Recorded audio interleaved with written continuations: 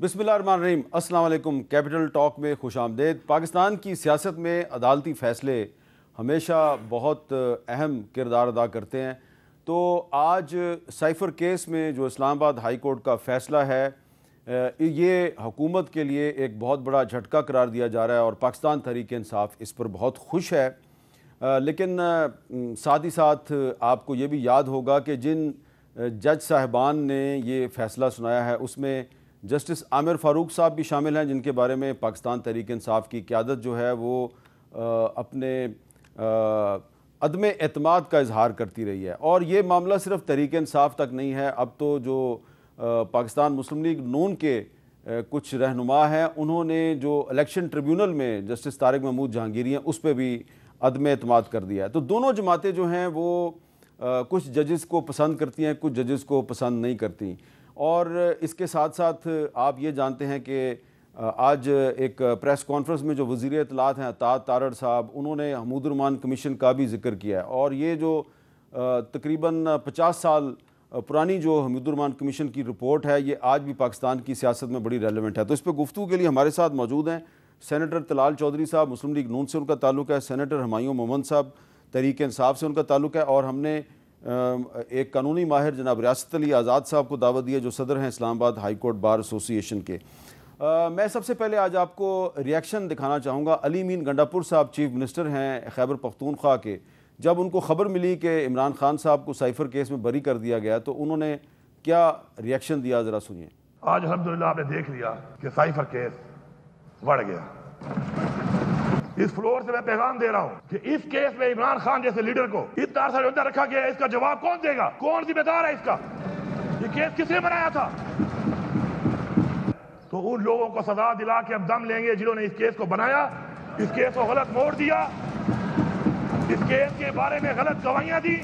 तो जिन लोगों ने केस बनाया और गवाहियां दी, अली मीन गंडापुर साहब ने खैबर पख्तूनख्वा असम्बली के फ्लोर पे ऐलान किया कि उनको सज़ाएँ दी जाएंगी। तलाल चौधरी साहब, केस जो है आपको पता है कब बना था, कैसे हुआ, तो आपका क्या इस पे रद्दअमल है कि चीफ मिनिस्टर साहब कह रहे हैं कि हम केस बनाने वालों पे मुकदमे बनाएंगे? बिस्मिल्लाहिर्रहमानिर्रहीम। मीर साहब, एक कानून के तालब इल्म के तौर पे और मेंबर पार्लियामेंट के तौर पे मेरे लिए तो चंद चीज़ें बड़ी अहम हैं। क्या साइफ़र हुआ या नहीं हुआ, साइफ़र को लहराया गया या नहीं लहराया गया। वज़ीर आज़म पाकिस्तान का जो हलफ है, अभी मैं पढ़ रहा था आपसे पहले, उसके आखिरी पैराग्राफ में क्लियरली ये बात कही जाती है कि मेरे नॉलेज में ऐसी कोई बात आएगी मैं डायरेक्टली या इनडायरेक्टली कहीं रिवील नहीं करूँगा। क्या उसको सियासत के लिए इस्तेमाल हुआ? वीडियो ऑडियो टेप से लेकर बेशुमार लोग इस बात को तस्लीम करते हैं कि उस कागज़ को जो कि डी क्लासिफाइड था उसको इस्तेमाल किया गया। अब पाकिस्तान में तो भुट्टो कातल भी ठहर जाता है और अब पाकिस्तान में मुशर्रफ मासूम भी बन जाता है। अब इसमें प्रोसिक्यूशन की कमी कुताही है या इसमें कोई वकला की कोई कमी कुताही है, ये तो मैं नहीं मुझे पता, लेकिन मुझे इतना ज़रूर पता है कि साइफ़र हुआ है, आँखों के सामने हुआ है, सुनते कानों देखती आंखों के सामने सब कुछ हुआ है। लेकिन अगर इस तरह के मामले पे भी हलफ, इतनी बड़ी चीज़ अगर वो नहीं, तो फिर तो हलफ को ख़त्म कर देना चाहिए। और मैं समझता हूँ कि अगर इनको अभी इस पे अगली भी बाकी है स्टेज सुप्रीम कोर्ट, तो मेरा ख्याल है कि अगर प्रोसिक्यूशन की या कहीं कोई कमी कुताही है वो दूर होगी। साइफ़र एक बिल्कुल एक केस ऐसा केस है जो 2+2 वाला है, और इस पे मेरा ख्याल है कि अगर ये फ़ैसला है तो इस पे आगे जाके इस पे दोबारा से इस पे तब्दीली भी आ सकती है। अच्छा, मैं छोटी सी टाइमलाइन बताता हूँ आपको हमायूं मोहम्मद साहब। 27 मार्च 2022 को उस वक्त के जो वज़ीर आज़म थे इमरान खान साहब, उन्होंने इस्लामाबाद की परेड ग्राउंड में उन्होंने ये एक ख़त लहराया था, और 28 सितंबर 2022 को जो इमरान खान और आज़म खान साहब की एक ऑडियो मंजर आम पर आई थी, जिसके बाद ये ख्याल था कि जी ये बहुत बड़ा एविडेंस है। और फिर 1 अक्टूबर 2022 को पता चला साइफ़र गुम हो गया, और फिर 18 अगस्त 2023 को इमरान खान के ख़िलाफ़ सीक्रेट एक्ट 1923 की शिक 5 के तहत मुकदमा दायर हुआ। 13 दिसंबर को इमरान खान और शाह महमूद कुरैशी साहब पे फ़र्द जुर्म आयद हुई। 30 दिसंबर 2024 को दोनों को 10-10 साल सज़ा सुना दी गई। इलेक्शन से चंद दिन पहले, यानी कि चंद हफ्ते पहले 16 फरवरी 2024 को इमरान खान साहब ने और शाह महमूद कुरैशी साहब ने इस सज़ा को चैलेंज किया इस्लामाबाद हाई कोर्ट में, और आज 3 जून को ये बरी हो गए हैं। ये है टाइम लाइन। तो इसमें जो मुकदमा जो कायम हुआ है वो हुआ है जी 18 अगस्त 2023 को, और अली मीन गंडापुर साहब कह रहे हैं जिन्होंने मुकदमा बनाया और गवाहियाँ दी, हम उनके ख़िलाफ़ उनको सज़ा दिलवाएंगे। ये पॉसिबल होगा? इतनी बड़ी बात कर दी उन्होंने। बिस्मिल्लाहिर्रहमानिर्रहीम, इय्याका नअबुदु व इय्याका नस्तईन। देखें, जो अली अमीन ने कहा है वो तो अली अमीन उसके बारे में बता सकेगा, लेकिन इट्स ऑलवेज पॉसिबिलिटी। सबसे पहले बात यह है कि इसमें कोई शक नहीं है कि अगर कहीं गलत कोई केस बना हो, गलत तरीके से किया हो। देखिए, लोग बात कर रहे हैं कि इमरान ख़ान को और शाह महमूद कुरैशी साहब को रिलीफ मिला है। मेरे लिहाज से कोई रिलीफ नहीं मिला, ये उनके ऊपर जुल्म था। ये थ्रू आउट जुल्म हो रहा था, और वो जुल्म को जज ने एक्नॉलेज किया कि ये वाकई जुल्म था और इसको बंद किया, तो इसको कोई रिलीफ नहीं कहना चाहिए। अगर कोई ये कहता है कि उन लोगों को रिलीफ मिला था, रिलीफ नहीं होता। रिलीफ होता है कि अगर उन्होंने गलत काम किया होता और उनको बड़ी सज़ा की बजाय छोटी सज़ा दे दो, तो बजाय मैं आपको 10 साल की सज़ा देने की बजाय आप 2 साल की सज़ा दूँ, वो रिलीफ है। लेकिन ये रिलीफ नहीं है कि आपने कोई गलत काम ही ना किया और मैं आपको वो कर दूं। मैं तलाल चौधरी साहब से सुन रहे थे, उन्होंने कहा था कि मैं तालिब इल्म के लिहाज से उसका अच्छे नलायक लायक हर किस्म के तालिब इल्म होते हैं।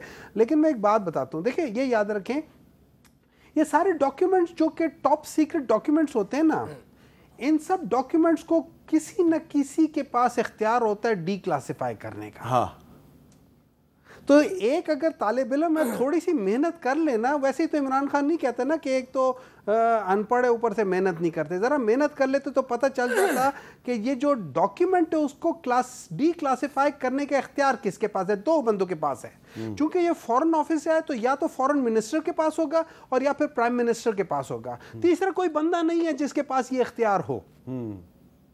सो अगर इन दोनों ने ये बात की है तो ये दोनों वो शख्स है जिनके पास ये इख्तियार है कि वो उसको डीक्लासिफाई कर सकते हैं। नंबर 2, उन्होंने क्या किया, उन्होंने कहा कि इससे बढ़ के बात करते हैं। उन्होंने उसके ऊपर कैबिनेट को बुलवाया, उसके ऊपर सारी बातचीत हुई, फिर कैबिनेट ने कहा इसको हम उधर लेकर चले जाते हैं, फिर उसके ऊपर नेशनल सिक्योरिटी काउंसिल में बात हुई। नेशनल सिक्योरिटी काउंसिल ने कहा कि डिमार्च करते हैं। अब डिमार्च का मतलब वो मार्च करना नहीं होता। मैं तो इसलिए बता रहा हूँ कि शायद हो सकता है बाज़ अल्फाज ना समझ आते हो।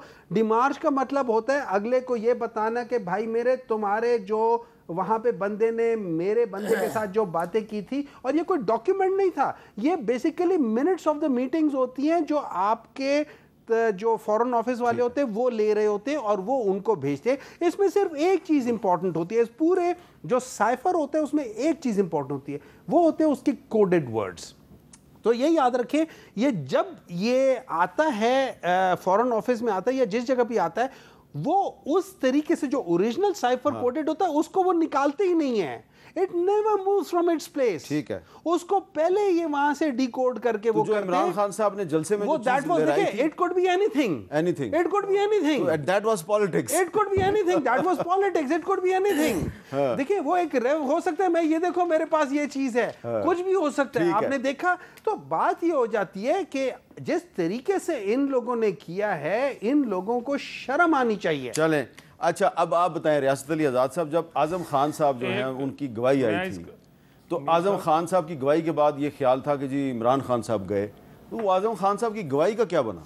सबसे पहले तो मीर साहब मैं ये बताऊं कि चूंकि उनका जो बयान था वो अंडर सेक्शन 164 CRPC था। कोई भी कन्फेशनल स्टेटमेंट होती है तो 164 CRPC के तहत उसको रिकॉर्ड किया जाता है, और उसके रिकॉर्ड करने का तरीका जो है वो 364 CRPC के अंदर होता है। अब उनकी स्टेटमेंट को आधा सच आधा उनको फेवर करता है, तो आज भी अदालत ने दौरान आर्गूमेंट ये कहा था कि क्या उस आधे स्टेटमेंट को हम मान लें? ऐसा नहीं हो सकता, या सारा झूठ है या सारा सच है। चूँकि इस पे सुप्रीम कोर्ट ऑफ पाकिस्तान की एक लेटेस्ट 2020 सुप्रीम कोर्ट की जजमेंट भी आ गई थी, जिसके अंदर ये होल्ड कर दिया गया था किसी एविडेंस के हवाले से, कि उसमें है कि जी अगर आप बात उस स्टेटमेंट को रिकॉर्ड पे लाते हैं तो वो है कि जी falsus in uno, falses in omnibus, यानी उसका थोड़ा सा हिस्सा भी अगर गलत है तो वो सारा का सारा गलत है। In the light of that उसकी कोई हैसियत नहीं। अच्छा, आपने तो एक टेक्निकल बात बताई जी, लेकिन तहरीक इंसाफ में कुछ लोगों का ख्याल है कि जो जज साहिबान हैं वो तारीख में अपना नाम ख़राब नहीं करना चाहते थे। ज़रा सुने आज अलीमा खान साहब ने क्या कहा। देखिए, जजेस के ऊपर मुश्किल आ गई कि कितनी देर इन केसेस को टांग के रखे। इतने ये जजेस के लिए एक शर्मिंदगी थी।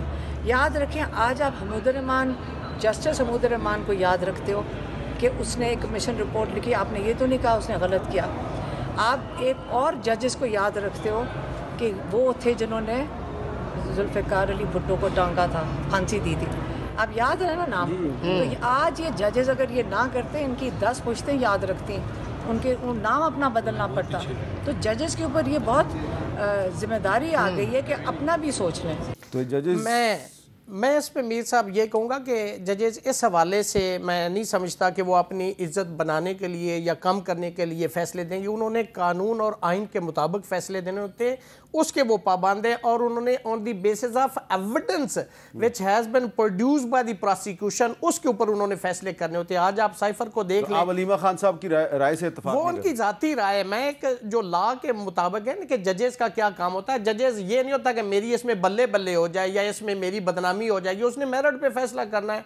जो आइन और कानून जो उसके सामने एविडेंस है उसके मुताबिक वो फैसला करने के पाबंद है। वो अपनी साख बनाने या खराब करने के लिए उन्होंने फैसले नहीं देने होते। मेरी इतनी सी इसमें अब जो साइफर की बात की गई वो main crux of the case था, वो मेन डॉक्यूमेंट था, मेन पीस ऑफ एविडेंस था। That has not been exhibited, that has not been brought in evidence, that has not been produced in evidence. तो कोर्ट किस पे सजा देती? जिसको कत्ल कोर्ट किया वो किस बंदा पे ही सजा नहीं है। देती? आप मेडिकल की बात करें कि एक बंदे को जी छुरियां लगी, गोलियां लगी, ब्रूटली इंजर्ड है, उसका मेडिकल उसको सपोर्ट करेगा। अगर उस मेडिकल को आप रिकॉर्ड पे नहीं लाते, आप एग्जिबिट ही नहीं करते, तो जज अपने पास उसको तो सजा दे लेकिन देगा। तलाल चौधरी साहब तो कह रहे हैं कि अभी सुप्रीम कोर्ट का ऑप्शन बाकी है। तो तलाल चौधरी साहब, आपको लगता है कि हुकूमत इसमें सुप्रीम कोर्ट जरूर जाएगी?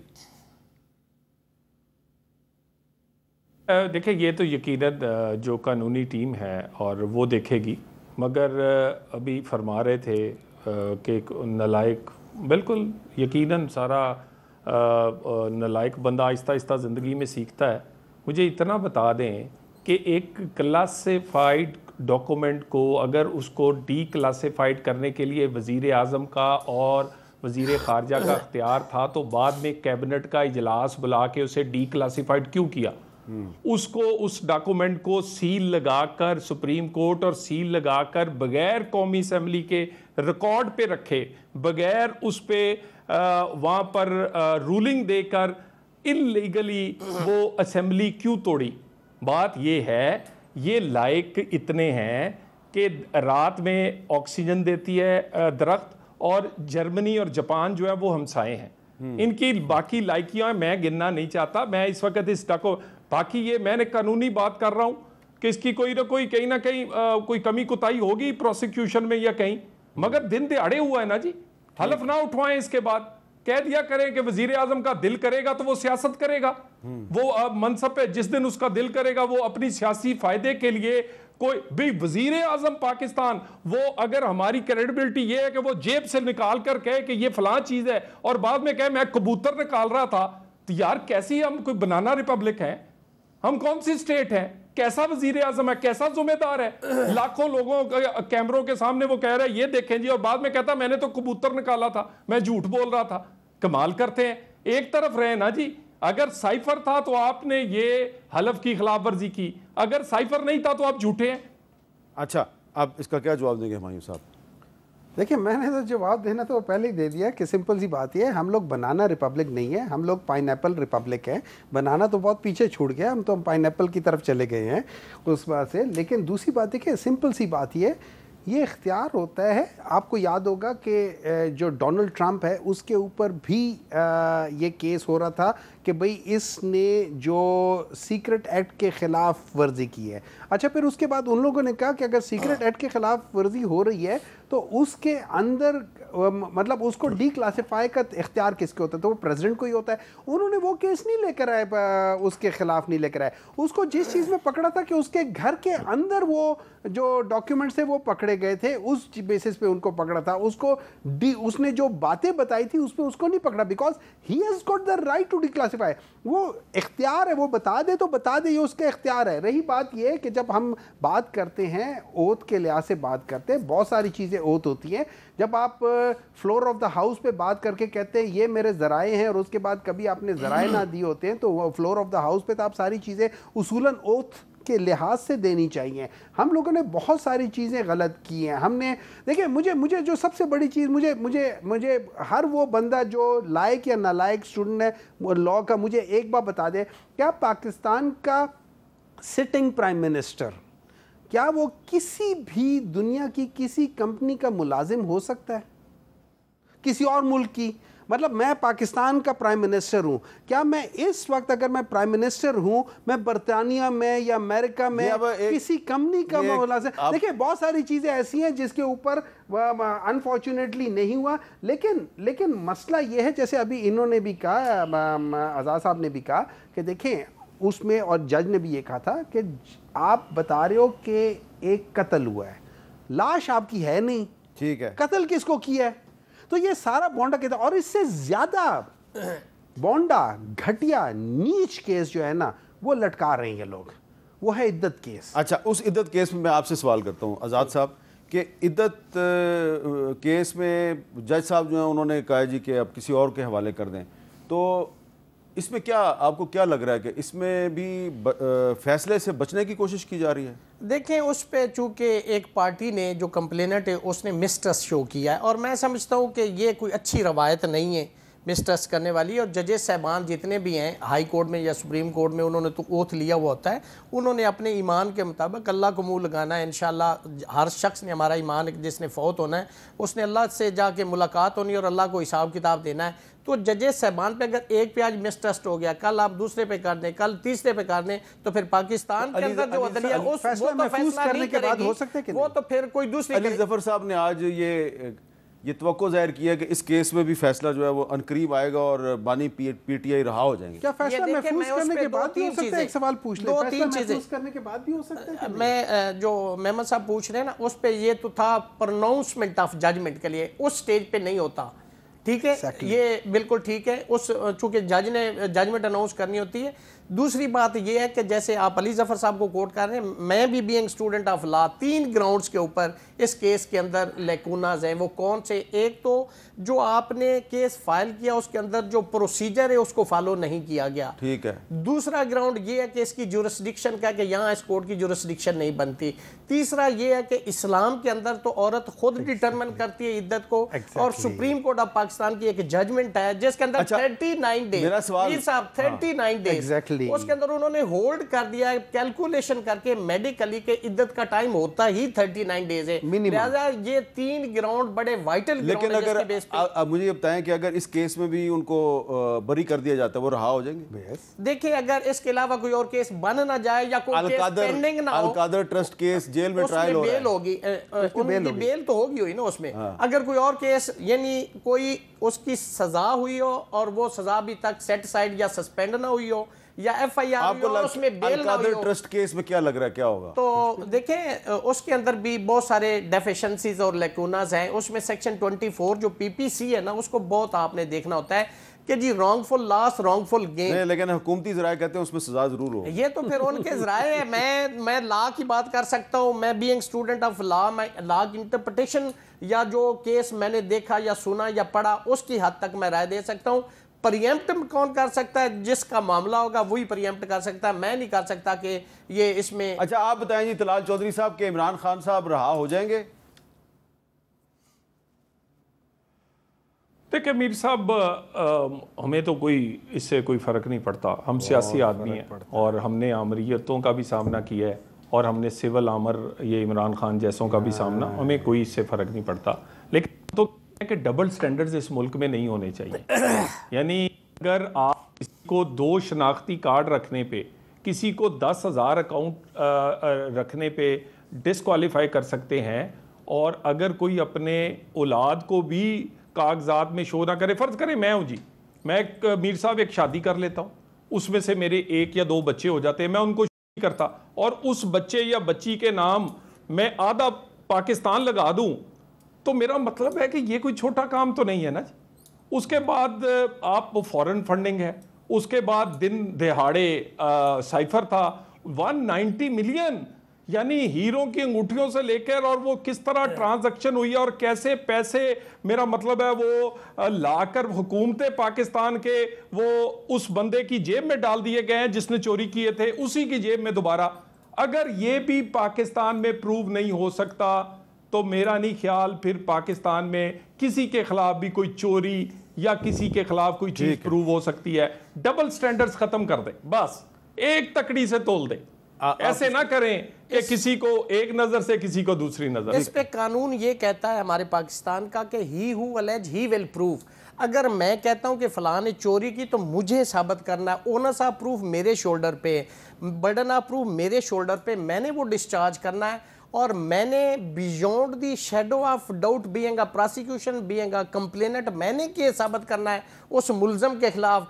कॉन्स्टिट्यूशन ऑफ 1973 के अंदर एक आर्टिकल दिया गया जिसके अंदर है कि आप ये नहीं कह सकते कि वो अपने खिलाफ मुलजम बयान दे दे, सेल्फ इंक्रिमिनेशन के लिए उसको कंपेल नहीं किया जा सकता। तो ये तो हमारा लॉ है, प्रोसिक्यूशन साबित करे, अदालत सजा देगी। अगर prosecution badly fail to produce a single iota of evidence against the accused, तो कोर्ट के पास, court is left with no other option except to acquit the accused. जी, यहाँ पे मैंने एक ब्रेक लेनी है और ब्रेक के बाद एक बहुत ही अहम मामला उस पर बात करते हैं। वक्फे के बाद दोबारा मिलते हैं।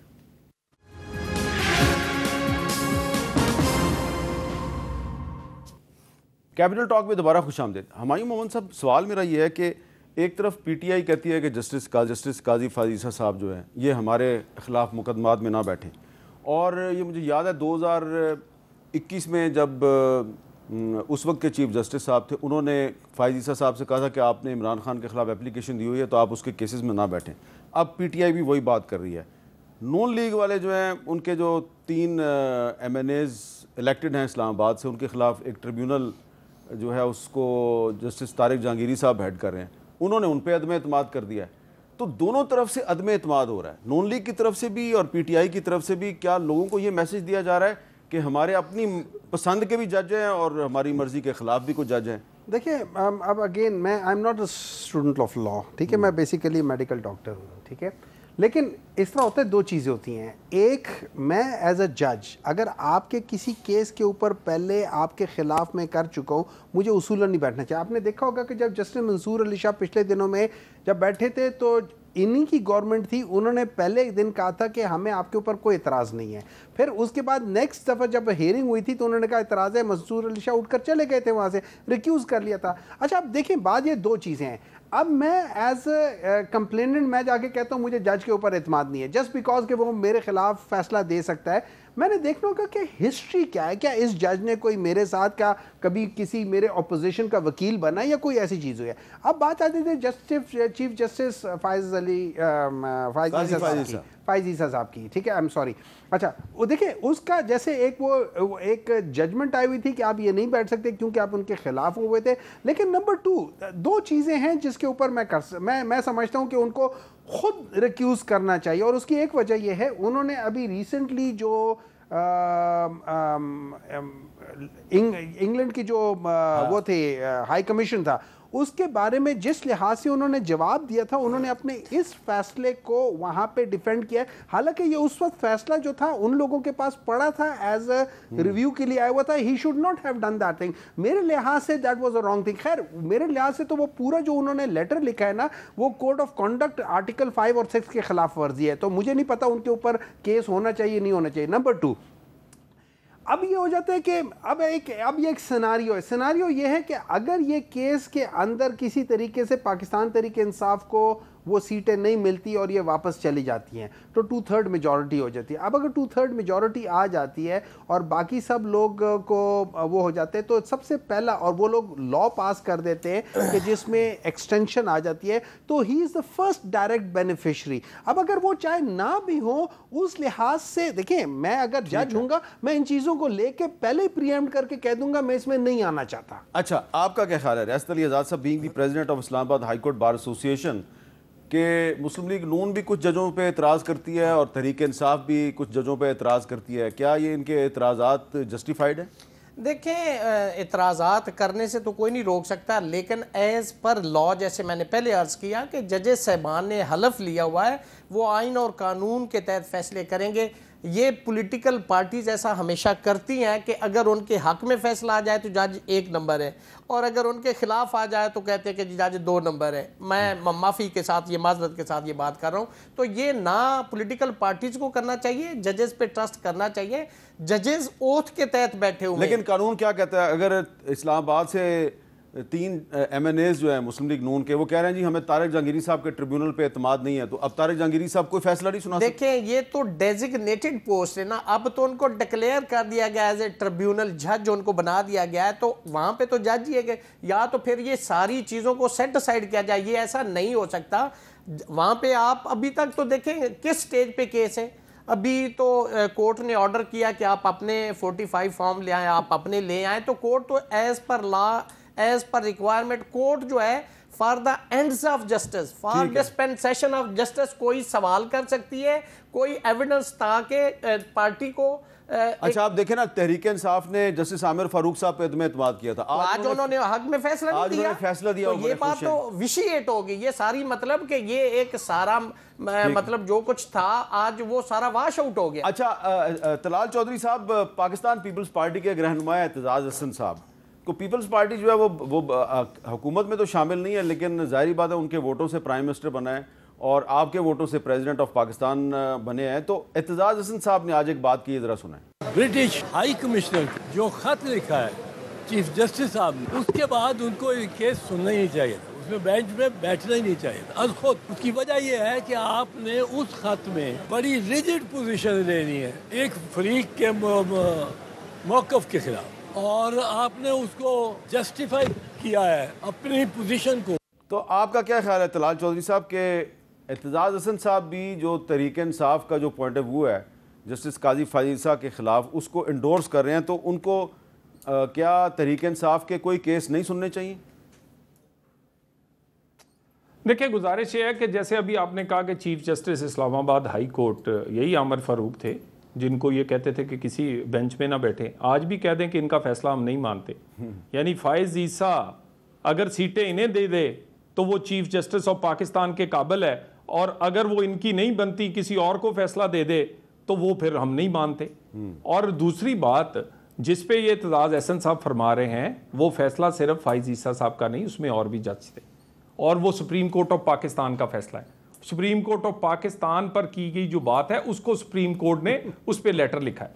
इस बात पे कह देना कि अब इसका सारी उम्र कोई सुना ही ना जाए, फिर तो बेंच भी वो बनाते हैं, वो बेंच बनाने से भी हट जाए, वो बाकी बहुत सारे का मसला ये है कि खान साहब को जो पसंद हो वो कमाल है जी, वो तो नेक है, पाक है, मोमिन है। जो ना पसंद हो तो वो फिर ऐसा नहीं हो सकता।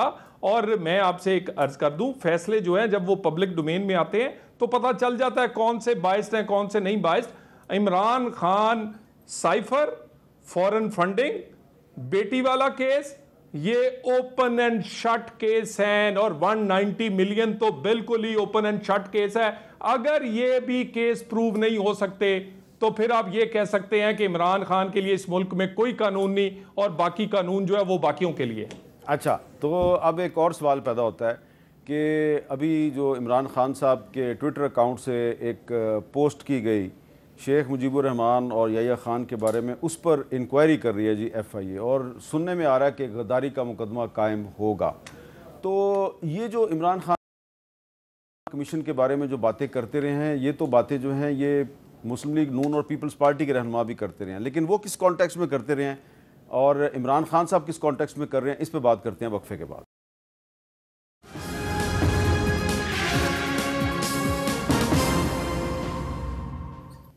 कैपिटल टॉक में दोबारा खुश आमदीद जी। हुमायूं मोहम्मद साहब, तहरीक इंसाफ अब फाइनली जो है वो इमरान खान साहब की जो पोस्ट है, उनकी जो स्टेटमेंट है, उसको ऑन कर रही है। तो ये बताएं कि ये जो एक हुकूमत का मौक़िफ़ है कि आप 71 के जो वाक़यात हैं उनके कुछ करैक्टर्स को आज के दौर के कुछ करैक्टर्स के साथ मिक्स करके तो इदारों को बदनाम करना चाह रहे हैं, तो इस इल्ज़ाम में के जवाब में आप क्या कहेंगे? देखिए, दो चीज़ें हैं। इससे पहले जो बात हो रही थी वो जस्टिस फारूक साहब की बात हो रही थी, आमिर फारूक साहब की बात हो रही थी। देखिए, सिर्फ ये नहीं होता कि डिसीजन होता है, justice delayed is justice denied. आपने जो टाइमलाइन बताया था उसमें इस किस्म के केस को तो 1 हफ्ता 10 दिन के अंदर अंदर ख़त्म हो जाना चाहिए था। Why are you prolonging it for so many months? Number 2, देखिए, मैंने वही बात की जो एतजाज़ अहसन साहब ने भी बात की है। ये बात होती है एक जज के अपने ऑनर की बात होती है, और उन्होंने वही कहा, उन्होंने इसी केस ये सारे बल्ला हटा के वो करना ये इन्होंने किया था, इन्हीं की वजह से सारा हुआ था, and he has justified that thing to somebody. Now that justification, और खासतौर पे अब केस उससे रेलेवेंट आ रहा है, ही कांट। अब मैं आ जाता हूँ आपके साइफर केस के। मैं समझता हूँ हामिद मीर साहब, आपके ऊपर भी केस होना चाहिए, क्योंकि मेरे ख्याल में दिसंबर 2023 में भी आपने यही बात की थी। मैं तो उससे पहले भी कर चुका हूँ। नहीं, लेकिन आप पे केस होना चाहिए। अच्छा, उसके अलावा मरियम के ऊपर 2020 में केस होना चाहिए। हाँ। उसने भी यही कहा हुआ था। अच्छा, उन्होंने एक ट्वीट किया था। हाँ, उन्होंने पूरा इंटरव्यू किया हुआ है। उन्होंने इसका एक एक चीज़ बताई हुई है, पढ़ के बता रही थी, लेकिन एक एक चीज़ बताई थी। अच्छा, मियां नवाज शरीफ से 2017 में कहा हुआ था, और उन्होंने कहा था ये तो हीरो हैं। अच्छा, अब बेसिकली मसला क्या है? बेसिकली मसला ये, पाकिस्तान का एक इवेंट हुआ है पाकिस्तान की हिस्ट्री में 1971 में, ठीक है? हम उससे पहले नहीं जाते, हम कायदे आज़म के साथ क्या हुआ था वो तो डिस्कस ही नहीं करते, ठीक है? हम आ जाते हैं 1971 की। 1971 में पहली जो जिसको पाकिस्तान की हिस्ट्री की पहली फॉर्म 47 की गवर्नमेंट कहते हैं वो बनी थी, और फॉर्म 45 वाले को नहीं बनाई थी, उसको नहीं बनने दी थी, ठीक है? अच्छा, ये याद रखिए, मेरे ख्याल में उस वक्त कोई जनरल याया ने इन ऑर्डर के जब मसले बढ़ रहे थे, उन्होंने किसी और को भी एक प्राइम मिनिस्टर बना दिया था फॉर द टाइमिंग, नूरुल अमीन को, कि ताकि आप बीच में वो कर ले। देखिए, बात ये हो जाती है, हम क्या कहते हैं? हम कहते हैं कि ये अगर जो हमूदुर रहमान कमीशन है, अगर हम उसको पढ़े, उसमें बेसिकली एक फ़र्द वाहिद के लिहाज से ये था कि उसने किसी को नहीं करने दिया। अब हम आज के लिहाज से ये करते हैं कि आज जो देखें, आज फिर फॉर्म 47 की गवर्नमेंट है। अगर आप मेरिट वाले बंदे को नहीं करोगे तो अच्छा, ये जो इलेक्शन है, अच्छा, एक मिनट मुझे आखिरी बात करने दे, मुझे आखिरी बात कर। देखिए, मसला इसमें इमरान खान का नहीं है। हाँ। मसला उसमें मुजीबुर रहमान का नहीं था, मसला उन मेजॉरिटी अवाम का था जिन्होंने मुजीबुर रहमान के ऊपर ट्रस्ट किया या जिन्होंने इमरान खान के ऊपर ट्रस्ट किया। आप उस मेजॉरिटी 70-80% मेजॉरिटी को आप डिनाई कर रहे हो। मुझे एक बात बताएं, क्या वो लोग खामोश बैठे रहेंगे? कभी नहीं बैठते। अच्छा, मेरा सवाल कुछ और है कि हमूदुर रहमान कमीशन रिपोर्ट के बारे में जिस तरह के जिक्र हुआ कि मरियम नवाज शरीफ साहबा ने भी बात की थी, उनकी अभी भी एक ट्वीट है 16 दिसंबर 2020 की, वो मेरे सामने है कि वो कह रही हैं जी कि 49 बरस पहले कायद-ए-आज़म का पाकिस्तान दो लख्त हो गया, इसलिए कि एक डिक्टेटर ने अवाम के मैंडेट को तस्लीम करने से इनकार किया, वोट की इज़्ज़त पामाल की। हमूदुर रहमान कमीशन की सिफारिशात को ठुकराते हुए आज भी वोट की इज़्ज़त पामाल की जा रही है। अब ये नहीं होगा, कौम जाग चुकी। और इससे पहले जो नवाज शरीफ साहब हैं, उन्होंने क्या कहा था, जरा सुने। ये बात सोचिए जरूर कि 1971 में हमने ऐसा क्या किया कि मशरकी पाकिस्तान के रहने वालों के जज्बात को इतनी ठेस पहुंची कैसे? सानेहा ईस्ट पाकिस्तान हुआ, जस्टिस हमूदुर रहमान ने उनके मतहत जो उनके पे मुश्तमिल जो कमीशन बनाया, उस कमीशन ने बहुत ही तफसीली जायजा लेके एक सच्ची खरी रिपोर्ट शाये की। उस रिपोर्ट पे आज तक कभी किसी ने काम नहीं धरे, पढ़ा भी नहीं। शायद अगर उसको पढ़ लेते, उस पर अमल करते, तो आज का पाकिस्तान जो है वो एक मुख्तलिफ पाकिस्तान होता। अच्छा, तलाल चौधरी साहब, मरियम ने भी वही बात की, नवाज शरीफ साहब ने भी वही बात की जो इमरान खान साहब कर रहे हैं, तो फ़र्क क्या है सबकी गुफ्तगू में? फ़र्क मीर साहब ये है कि आप वो वीडियो जो है उसका आखिरी हिस्सा अपने टीवी पे नहीं दिखा सकते, और ना ही आप उसको जस्टिफाई का, यानी आप बड़े एक बहादुर आदमी हैं, आप कह देते हैं कि ये सही है गलत। यानी सब ने ये कहा है कि वो बिल्कुल सानिया था और उस पर सबक सीखना चाहिए। किसी ने ये नहीं कहा कि अब का आर्मी चीफ जो है उसको वहां से नहीं जोड़ा, और उसके बाद इनके पास जब कोई बात पूछ ले, ये भुट्टो ने भी ऐसे किया था, ये नवाज शरीफ ने भी ऐसे किया था, अब अगर इमरान ने कर दिया था, भी भुट्टो और नवाज शरीफ तो आपको अच्छे नहीं लगते थे। और दूसरी बात है, एक जगह कायम हो जाए ना सारी पार्टी, बताएं आपकी वीडियो है कि नहीं है, कभी कहते हैं कभी कहते नहीं है, कोई तकड़े होके बात करे। और दूसरी ये इन्होंने तगड़े हो गए, अब तो कह रहे हैं बयान नहीं किए, अब तो वो तगड़े हो गए, वो कह रहे हैं हाँ है, देख लेंगे ना। अभी मैंने कहा कल जा रहे हैं ना जी FIA, आप इन तीनों की स्टेटमेंट एक नहीं होगी। ये जितने बहादुर हैं हमें पता है, ये बाहर ही सिर्फ अकड़ते हैं, अंदर जाके पांव पड़ते हैं। ये अभी भी पिछले दरवाजों पे इंतजार करके वहां बैठे हैं। ये अभी भी ये चाहते हैं कि कोई आए और कोई इनको दोबारा से फिर लाडला प्यारा बच्चा बनाए, इनको कंधों पे बिठाए और फिर एक दफा वजीर आजम हाउस बचाए। इसीलिए ब्लैकमेल करते हैं रियासत को। अच्छा। और इसीलिए ये अब ये प्रेशर बढ़ाना चाहते हैं अदारों पे, इस तरह प्रेशर ताकि वो ब्लैकमेल होके इनके तमाम गुनाह भी माफ करे और इन्हें हुकूमत भी दे। अच्छा जी, आप वन लाइनर, इस केस में अगर गद्दारी का मुकदमा बनता है तो उसका क्या अंजाम होगा? देखें, मैं तो ये समझता हूँ कि एक ये जो हमूदुर रहमान कमीशन की बात करते हैं, ये चीफ जस्टिस ऑफ पाकिस्तान की बनाई हुई कमीशन रिपोर्ट है। अगर उसको कोई डिस्कस करता है जैसे सारे पॉलिटिकल लीडर्स करते हैं और करते आ रहे, मैं मुनासिब नहीं समझता कि उसके ऊपर केसेस बनने चाहिए।